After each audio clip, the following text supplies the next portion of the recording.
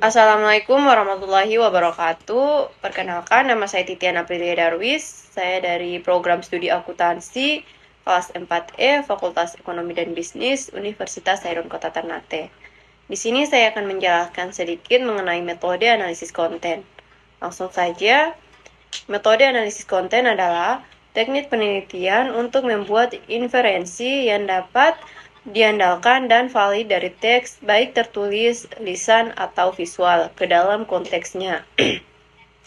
Metode ini digunakan untuk menginterpretasikan makna dari konten komunikasi melalui proses sistematis, pengkategorian, dan mengode teks, gambar, atau media lainnya, dan mengidentifikasi pola-pola tema atau bias tertentu.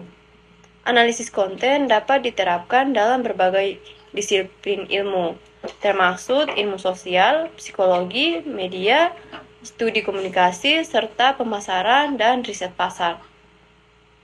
Pada dasarnya, analisis konten melibatkan beberapa langkah utama seperti yaitu yang pertama, definisi tujuan dan pertanyaan penelitian. Menentukan apa yang ingin dicapai melalui analisis dan pertanyaan spesifik apa yang ingin dijawab. Yang kedua, pemilihan sampel. Memilih materi atau teks yang akan dianalisis yang bisa berupa dokumen, transkrip wawancara, artikel berita, posting media sosial, dan lain-lain. Yang ketiga, pengembangan kategori dan kode. Membuat sistem kategorisasi untuk mengelompokkan informasi dan teks berdasarkan tema, konsep, atau variabel tertentu. Yang keempat, pengkodean. Menerapkan kode pada kode ke teks sesuai dengan kategori yang telah ditentukan. Yang kelima, analisis.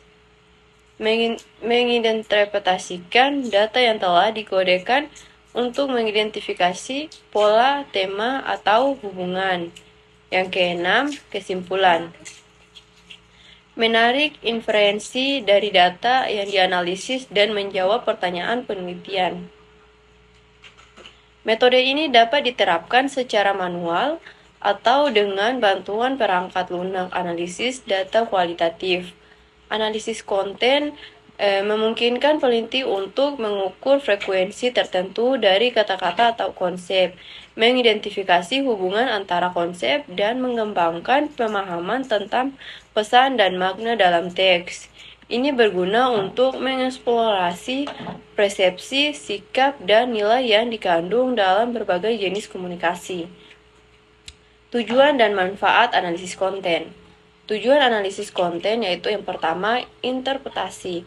Untuk menginterpretasikan dan memahami makna dalam teks, gambar, atau media lainnya.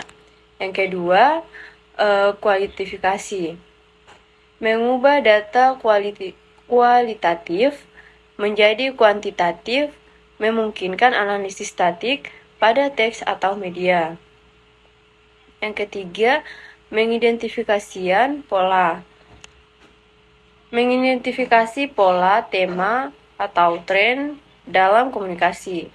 Yang keempat, pemahaman konteks. Memahami konteks sosial, politik, atau ekonomi dari komunikasi. Adapun manfaatnya yaitu manfaat analisis konten yaitu yang pertama, objektivitas dan keandalan. Dengan menggunakan kriteria sistematis, analisis konten bisa lebih objektif dan dapat diulang.